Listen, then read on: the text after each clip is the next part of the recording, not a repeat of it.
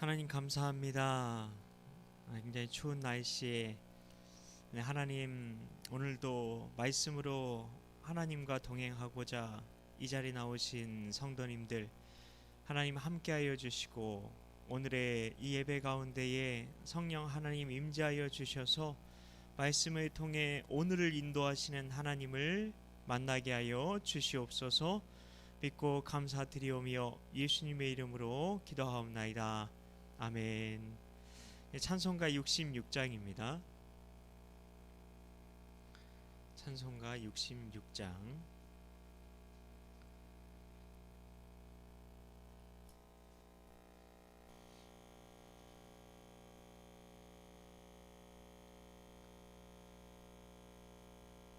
찬송가 66장입니다.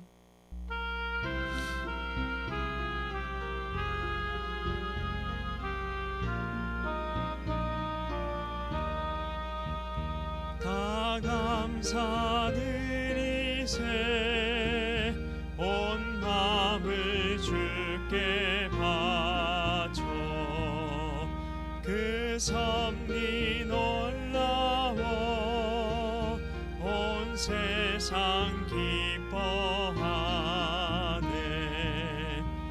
예부터 주신 복 한없는 그 사랑 선물로 주시네. 이제와 영원히 사랑의 하나님 언제나 함께 계셔. 기쁨과 평화에 복 내려 주옵소서. 몸과 맘 병들 때 그대로 지키사 이 세상 악에서 구하여 주소서.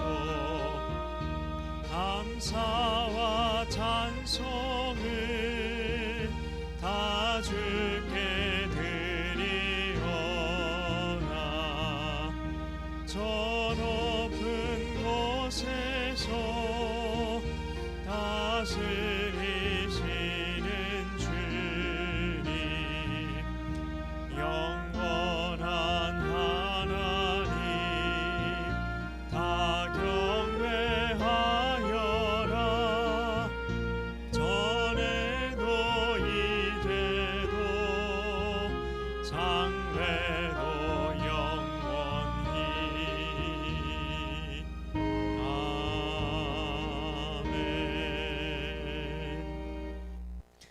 아멘. 하나님 말씀은 욥기 40장입니다. 욥기 40장 전장입니다. 1절부터 24절까지의 말씀입니다.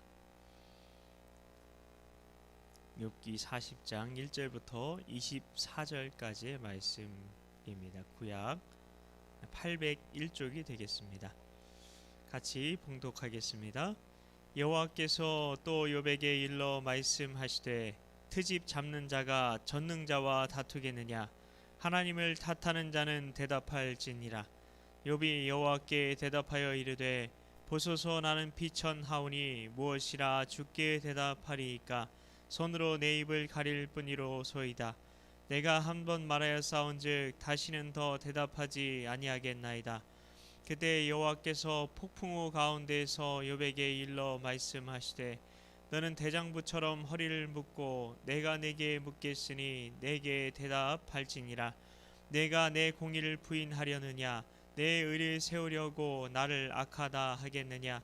내가 하나님처럼 능력이 있느냐. 하나님처럼 천둥 소리를 내겠느냐. 너는 위엄과 존귀로 단장하며 영광과 영화를 입을지니라. 너의 넘치는 노를 비우고 교만한 자를 발견하여 모두 낮추되 모든 교만한 자를 발견하여 낮아지게 하며 악인을 그들의 처소에서 짓밟을지니라. 그들을 함께 진토에 묻고 그들의 얼굴을 싸서 은밀한 곳에 들지니라. 그리하면 내 오른손이 너를 구원할 수 있다고 내가 인정하리라. 이제 소같이 풀을 먹는 배의 못을 볼지어다. 내가 너를 지은 것 같이 그것도 지었느니라.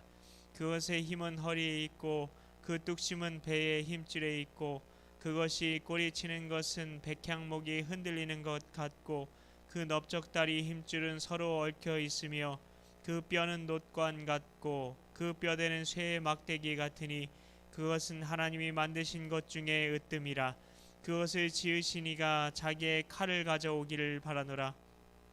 들짐승들이 뛰노는 산은 그것을 위하여 먹이를 내느니라. 그것이 연잎 아래나 갈대 그늘에서나 늪 속에 엎드리니 연잎 그늘이 덮으며 시내 버들이 그를 감싸는도다. 강물이 소용돌이 칠지라도 그것이 놀라지 않고 요단 강물이 쏟아져 그 입으로 들어가도 태연하니 그것이 눈을 뜨고 있을 때 누가 능히 잡을 수 있겠으며 갈고리로 그것의 코를 꿰 수 있겠느냐. 아멘. 네, 오늘 말씀의 시작에서 하나님께서는 욥을 향해 트집 잡는 자, 하나님을 탓하는 자라고 말씀하십니다. 욥기 40장은 아주 중요한 말씀입니다. 왜냐하면 분명히 욥기 31장 40절에 보면 욥의 말이 그치니라라고 나오죠. 근데 여기 다시 욥의 말이 나오기 때문입니다. 욥기가 42장으로 끝나는데 유일하게 그 전에 욥의 말이 나오는 성경이 욥기 40장입니다. 여기서 욥은 왜 하나님께 말했을까요? 40장 2절에 하나님께서 이렇게 말씀하셨기 때문입니다. 대답할지니라. 그러니까 대답을 한 건데요. 그래서 욥은 하나님의 말씀에 순종하려고 대답한 겁니다. 그러면 욥이 뭐라고 대답했나요? 4절입니다. 보소서 나는 비천하오니 무엇이라 주께 대답하리이까 손으로 내 입을 가릴 뿐 이로소이다. 욥은 하나님께 자신을 비천하다라고 이야기를 합니다. 비천하다는 말은 히브리 말로 카랄인데요. 가볍다, 사소하다, 시시하다라는 뜻을 가지고 있습니다. 그런데 이게 성경 안에 들어오면 그 단어가 문맥적인 의미를 갖게 되는데요. 그럼 어떤 의미로 성경 속에선 사용되었을까요? 저주하다, 멸시하다 라는 뜻입니다. 욥은 자신을 저주하고 싶을 정도로 괴로웠던 겁니다. 하나님의 말씀을 들으면서 욥이 어떻게 변화되었는지를 잘 보여주는 말씀인 겁니다. 우리는 하나님의 말씀을 들으면서 무엇을 받기 원합니까? 욥에게 하나님께서 하신 말씀들을 보십시오. 좋은 말, 위로하는 말 단 한 구절이라도 있었나요? 없었습니다. 그럼 왜 하나님께서는 좋은 말, 위로하는 말, 그런 말 왜 해주시 않으신 것일까요? 물론 하나님께서 위로하시기도 합니다. 위로하시는 말씀들도 많이 나오니까요. 그리고 좋은 말도 해주십니다. 성경에 나오니까요. 근데 하나님께서 회개하게 하실 때, 성경에 보면은 회개하게 하실 때는 좋은 말이 아니라 듣기 괴로운 말을 해주셨습니다. 하나님께서는 계속 두 가지 말씀만 하시는데요. 네, 말씀에 보면 할 수 있니? 내가 누구냐? 이 말만 하셨습니다. 욥은 하나님께서 하신 일을 아무것도 할 수 없었어요. 아무것도요. 오늘 말씀은 특별히 공의에 대한 말씀인데요. 우리는 공의에 대해서 하나님을 탓하기도 합니다. 하나님께서 살아계시면 어떻게 세상이 이렇게 불공평할 수 있느냐고 금수저, 흙수저 이야기하고 유리천정 이야기하면서 하나님이 살아계시면 세상이 어떻게 이렇게 불공평합니까? 심지어 목회자들 안에서도 선골, 진골 뭐 그런 게 있어요. 하나님이 살아계시면 어떻게 이럴 수 있는 겁니까? 나는 하나님 잘 믿는데 왜 이런 일이 일어나느냐? 이런 말을 하기도 합니다. 하나님 이건 불공평해요 라고 말하고 있다면 나는 이렇게 얘기하고 있는 겁니다. 하나님을 향해서 하나님은 공의롭지 않으십니다. 하나님은 정의롭지 않으십니다 라고 말하고 있는 겁니다. 그런 우리를 향해서, 욥과 같은 마음을 가진 우리를 향해서 40장 8절에서 하나님께서는 욥에게, 우리에게 이렇게 묻고 계십니다. 네가 내 공의를 부인하려느냐? 네가 내 공의를 부인하려느냐? 라고 묻고 있는 겁니다. 여러분, 공의는 어떻게 이루어진다고 생각하십니까? 내가 공의를 이룰 수 있다면 어떻게 공의를 이룰 수 있다고 생각하십니까? 권선징악이 공의라고 생각하지 않으십니까? 악인에게는 자비 없는 심판이 내려져서 악인은 나의 활기를 치지 못하게 발본 세워나고 뿌리를 뽑아버리고, 하나님께서 순간순간 감시하셔서 악인이 악한 죄를 저지르나 안 저지르나 하나님이 감시하시다가 범죄를 저지르려고 할 때 하나님이 품을 맞게 하시거나 심장마비가 오게 하시거나 하늘에서 벼락을 내리시는 게 공의라고 생각할 수 있습니다. 그렇다면 사울이 바울 될 수 있었을까요? 그 사기꾼의 거짓말쟁이였던 야곱이 압복강에서 하나님을 만나 이스라엘이라는 이름으로 거듭날 수 있었을까요? 잘난 척쟁이 요셉이 위대한 하나님의 사람이 될 수 있었을까요? 간음죄를 저지르고 살인교사죄를 저지른 다윗이 가장 위대한 왕으로 기억될 수 있었을까요? 우리가 생각하는 게 공의라면요, 우린 다 죄인입니다. 다 악해요. 다 악합니다. 여기서 시작해야 합니다. 여기서 공의가 시작되는 거거든요. 하나님의 공의는 악에 대해서 심판하시는 것이죠, 물론. 그러나 하나님의 또 다른 공의가 있죠. 십자가가 그 공의입니다. 십자가가 그 공의입니다. 십자가가 그 공의입니다. 하나님께서 죄인 대신 심판을 받아야 지옥 형벌을 받기에 마땅한 그 죄인 대신 심판을 받아버리신 것이 하나님의 공의입니다. 우리는 권선징악을 외칩니다. 그렇죠? 그러나 권선징악대로 심판 내리시면 우리도 심판받아 지옥 가는 거죠. 우리 마음에서 하루 종일 하고 있는 생각을 종로 한복판에 커다란 스크린에 빔 스크린에다가 쏜다면 어떨까요? 그리고 그 스크린에 나온 우리 마음에서 우리가 여성에 대해 음욕을 품고 미워하고 시기하고 증오하고 다른 사람보다 교만한 마음을 품고 이웃의 소유를 탐내고 하나님을 향해 원망하고 내 이익을 위해서 사람들을 이용하고 조종하려는 마음을 품고 있는 그 모든 생각 하나하나에 따라서 심판을 받는다고 한다면 나는 어떤 심판을 받게 될까? 생각해 보십시오. 예수님은 마음으로 음욕만 품어도 가늠한 거라고 말씀하셨어요. 우리가 음욕을 품고 예수님 없이 저 천국에 하나님의 심판대 앞에 서면 너는 간음죄를 저지른 거로 그렇게 판명이 돼서 지옥에 가게 된다는 거예요. 그런 사람에게 로마서 6장 23절은 말하고 있죠. 죄의 삭은 사망이요. 죄의 삭은 사망이요.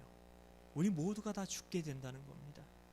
우리에게 영생은 없고 영벌만 있는 겁니다. 우리가 생각하는 공의, 그게 권선징악이라면요. 우리 몸으로 지은 죄가 아니라 마음으로 지은 죄도 이런 벌을 받는 게 근데 말이 됩니까? 라고 생각할 수 있습니다. 근데 잠언 23장 7절은 이렇게 이야기를 합니다. 우리는 생각으로 이렇게 어떤 적당히 그렇게 죄를 지을 수 있다고 생각할 수 있어요. 뭐 사람이 다 그런 거지. 근데 잠언 23장 7절은 이렇게 이야기합니다. 대저 그 마음의 생각이 어떠하면 그 위인도 그러한즉. 마음의 생각이 그 사람이라는 겁니다. 하나님 보시기에는 내 마음으로 생각하는 그 추악하고 내가 대면하고 싶어하지 않은 그 마음이 나라고 하나님은 보신다는 겁니다. 그래서 우리 생각을 지켜야 됩니다. 생각이 더러우면 그 사람도 더러운 거예요. 교회에서 우리가 쓰고 있는 가면이 내가 아니라 그 가면을 벗고 나면 드러나는 내 마음이 곧 나라는 겁니다. 그래서 예수님이 가장 싫어하시는 게 위선입니다. 겉과 속이 다른 겁니다. 그래서 내 속이 더러우면 그 속을 붙들고 하나님 앞에서 무릎 꿇고 통회 자복하고 부르짖어야 하는 겁니다. 그래서 성경은 내가 죽어야 한다, 나를 십자가에 못 박아야 한다고 말하는 겁니다. 내 속이 그렇게 더럽기 때문에요. 내 겉으로 하는 종교적인 행실이 내가 아닙니다. 내 겉으로 하는 도덕적인 윤리적인 모습이 내가 아니라는 겁니다. 그 정도는 세상 사람들도 얼마든지 살 수 있고요. 그 정도는 얼마든지 세상 사람들이 성도들보다 더 나을 수 있어요. 내가 생각하는 하나님의 공의가 정말 권선징악이었으면 하십니까? 정말로요? 그러면 나도 심판받고 멸망당해 지옥 가는 겁니다. 영생은 없고 영벌만 있는 겁니다. 그게 아니라 하나님의 공의는 십자가입니다. 십자가에서 하나님이 내 대신 죄의 형벌을 다 받아주신 게 공의입니다. 그리고 이제는 내가 네 대신 죽었으니까 나처럼 살아가라. 그게 하나님께서 말씀하시는 공의입니다. 이게 복음이죠. 우리는 공의를 인간이 이룰 수 있다고 생각합니다. 그래서 하나님이 물어보는 거예요. 네가 할 수 있는 게 뭐냐? 그리고 내가 누구냐? 욥도 그랬습니다. 그래서 욥이 선한 일 많이 했는데도 하나님께 꾸지람 들은 겁니다. 하나님께서는 욥에게 11절에서 말씀하셨죠. 너는 넘치는 노부터 비워야 돼. 진짜 정의로운 재판관은 분노에 사로잡혀서 재판을 할까요? 욥은 자기가 정의로운 재판관처럼 생각하면서 분을 내고 있었어요. 진짜 정의로운 재판관이 분노에 사로잡혀서 재판을 할까 생각해 보십시오. 아닙니다. 근데 이 세상에 그런 재판관이 있을 수 있나요? 진짜 공정한 재판을 하려면 노부터 비워내야 하는데 욥을 보십시오. 분노로 가득 차 있습니다. 친구들에게 억울한 말을 들으니까 분노로 가득 차 있어요. 근데 하나님은 공의로운 재판 하실 수 있다는 거죠. 왜냐하면 하나님만이 죄악에 대한 분노 다 비워내시고 공정하게 재판을 하실 수 있는 유일한 분이시기 때문입니다. 내가 공의로우려면 누군가를 향한 분노를 싹 다 비워낼 수 있어야 되는데 난 그럴 수 있습니까? 하나님께서는 그리고 11절에서 교만한 자를 발견해서 네가 모두 낮춰봐. 네가 정말 공의로운 재판관이 될 수 있다고 생각하는데, 심판자가 될 수 있다고 하는데, 그러면 네가 교만한 자를 발견해서 싹 다 낮춰봐 라고 말씀하십니다. 여기서 교만한 사람들은 자기밖에 모르는 악한 자들을 말합니다. 그런 사람들 전부 다 무릎 꿇게 만들 수 있냐는 겁니다. 욥은 그 친구들에게, 자기를 비난한 친구들에게 아무리 설교해봤어요. 소리도 질러봤어요. 억울하다고 호소도 해봤어요. 근데 그 친구들의 교만한 마음조차 자기에게 고개 숙이게 만들지 못했어요. 욥은 아무것도 할 수 없었어요. 그리고 결정적으로 13절에 보면 그들을 함께 진토에 묻어봐라 그렇게 말씀하십니다. 진토는 무덤을 말합니다. 메시지 성경은 이렇게 번역합니다.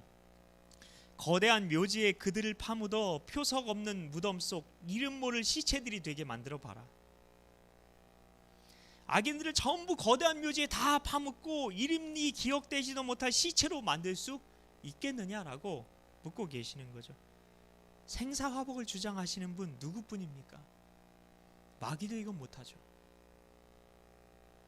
그러니 당연히 인간은 못하는 겁니다. 아무것도 못해요. 공의를 이룬다는 것은 죄의 대가로 인간을 한 줌의 죄로 돌아가게 만들 수 있는 능력이 있어야 한다는 겁니다.